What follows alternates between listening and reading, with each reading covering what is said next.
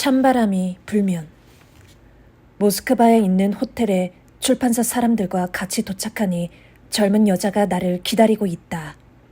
그녀가 내게 다가오더니 내 손을 잡는다. 선생님과 할 얘기가 있어요.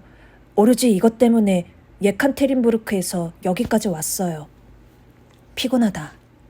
평상시보다 아침 일찍 일어난 데다 직항편이 없어 파리에서 비행기를 갈아타야 했다.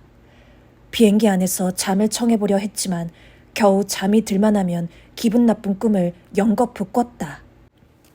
출판사 사람이 그녀에게 내일 오후 3시에 사인회가 있고 사흘 후에는 기차 여행의 첫 도착지인 예카테린부르크로 갈 거라고 설명한다. 그녀에게 잘 가라는 인사를 하기 위해 손을 내밀었다가 그녀의 손이 꽁꽁 얼어붙어 있음을 알아차린다. 왜 호텔 안에서 기다리시지 않고요? 사실은 내가 묵고 있는 호텔을 어떻게 알았느냐고 묻고 싶다. 하지만 그건 별로 어려운 일이 아닐지도 모르고 이런 비슷한 일이 처음 있는 것도 아니다. 지난번에 선생님 블로그에 올라온 글을 읽었어요. 그리고 저를 위해 그 글을 쓰셨다는 걸 깨달았어요. 얼마 전부터 블로그에 이번 여행에 대한 단상들을 올리기 시작했다. 아직 실험 단계에 있었고 게재되는 시점보다 앞서 보낸 글들인지라 그녀가 말하는 글이 정확히 어떤 것인지 알 수가 없다. 하지만 몇 주 전에 만난 이 여자에 관한 언급이 있었을 리 없다는 것만큼은 분명하다. 그녀는 내 글을 프린트해온 종이를 꺼내 보인다. 누구한테 들은 이야기였는지는 기억나지 않지만 그 글은 전부 기억하고 있다. 한 남자가 돈이 필요해서 가게 주인에게 도움을 청한다. 주인은 돈을 주는 대신 내기를 하자고 제안한다. 그 남자가 산꼭대기에 올라가서 하룻밤을 보낸다면 충분한 돈을 받을 것이고 그러지 못한다면 가게에서 무임금으로 일을 해줘야 한다는 것이었다. 그 글은 이렇게 계속된다. 가게에서 나왔을 때 남자는 얼음장 같은 찬바람이 불고 있다는 것을 알았다. 겁이 난 남자는 가장 친한 친구인 아이디를 찾아가 이런 내기를 하는 게 미친 짓이 아닌지 물어보기로 했다. 아이디는 잠시 생각하더니 이렇게 대답했다. 내가 도와줄게. 내일 산 정상에 올라가서 정면을 바라봐. 내가 맞은편 산 정상에 올라가서 밤새 널 위해 불을 피우고 있을게. 그 불을 보면서 우리의 우정을 생각하라고. 그러면 몸이 따뜻해질 거야. 넌 내기에서 이길 수 있을 거고 나중에 내가 너에게 뭔가 답례를 요구하지. 그렇게 해서 그는 내기에서 이겼고 돈을 받아서 친구의 집으로 향했다. 네가 답례를 원한다고 해서 가져왔어. 아이디가 대답했다. 그랬지. 하지만 돈은 아니야. 언젠가 내 삶에 찬바람이 불어오면 나를 위해 우정의 불을 지펴주겠다고 약속해줘.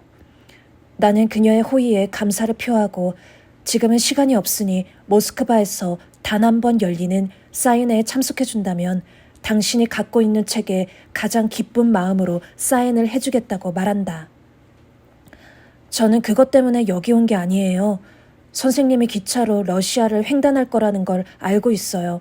저도 동행하겠어요. 선생님의 첫 책을 읽었을 때 어떤 목소리가 말하는 걸 들었어요. 예전에 선생님이 저를 위해 성스러운 불을 피워주었고 언젠가 선생님에게 제가 그 호의의 답례를 해야 한다고 했어요. 저는 수많은 밤 내내 이 불에 대해 생각했고 선생님을 만나보려고 브라질까지 갈 생각도 했어요. 지금 선생님이 도움을 필요로 한다는 걸 알아요. 그래서 제가 여기에 온 거예요. 나와 함께 있는 사람들이 웃음을 터뜨린다. 나는 상냥하게 행동하려고 애쓰며 다음날 사인회에서 보자고 말한다. 출판사 사람이 나를 기다리는 사람이 있다고 설명하고 나는 그 틈을 타서 그녀에게 잘 가라고 인사한다. 제 이름은 힐라이예요. 그녀가 떠나기 전에 말한다. 10분 후 나는 내 방에 올라와 있다. 호텔 밖에서 내게 접근했던 여자는 벌써 잊었다. 그녀의 이름도 기억나지 않고 설령 지금 잠시 만난다고 해도 알아보지 못할 것이다. 그러나 무언가가 남아 미약하게 남아 나를 불편하게 한다. 그녀의 눈에서 사랑과 죽음을 동시에 본 것이다. 옷을 전부 벗고 샤워기를 틀고 떨어지는 물 아래 선다. 내가 가장 좋아하는 의식 중 하나다. 귀에 들리는 소리는 물소리밖에 없도록 머리를 물 아래에 놓는다. 나는 모든 것으로부터 멀어지고 물소리를 들으며 다른 세계로 이동한다.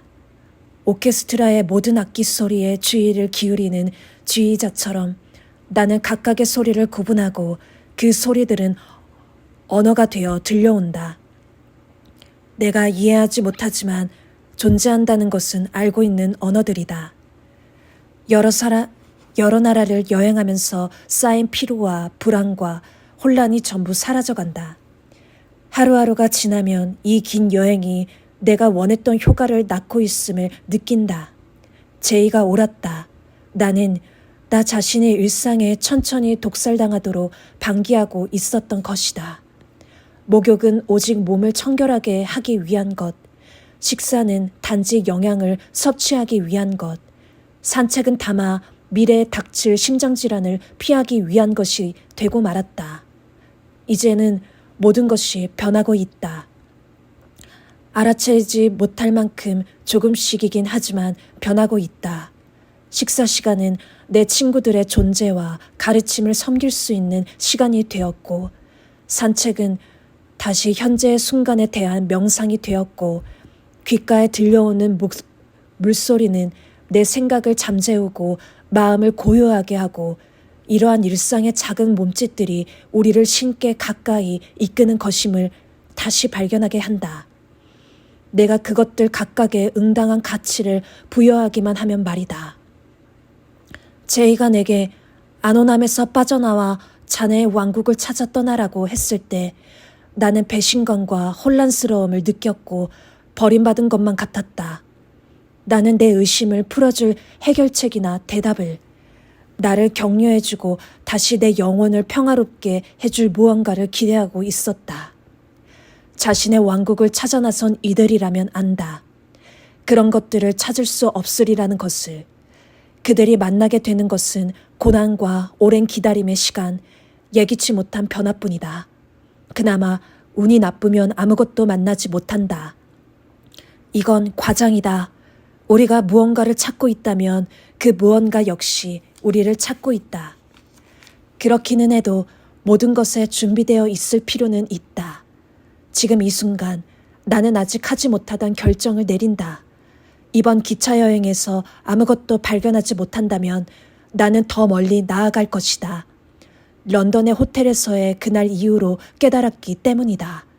내 뿌리는 이미 준비가 되어 있지만 내 영혼은 간파하기가 매우 어렵고 치료하기는 더더욱 힘든 무언가로 조금씩 죽어가고 있다는 것을. 일상은 반복과는 무관한 것이다.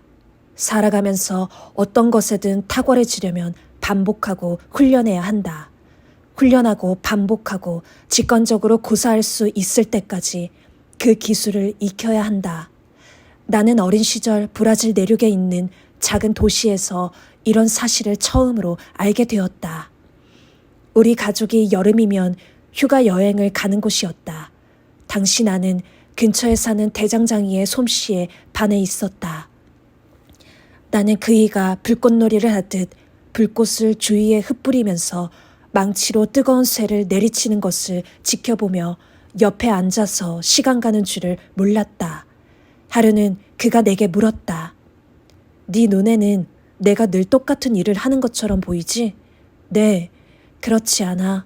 망치를 내려칠 때마다 때리는 강도가 다르거든. 어떨 때는 더 세게, 어떨 때는 더 약하게. 이렇게 할 줄 알게 된 건 여러 해 동안 이 동작을 반복한 다음이야. 그렇게 무수한 반복을 하다 보면 내가 생각하지 않아도 그냥 내 손이 이끄는 대로 일하는 때가 오지. 나는 이 말을 잊은 적이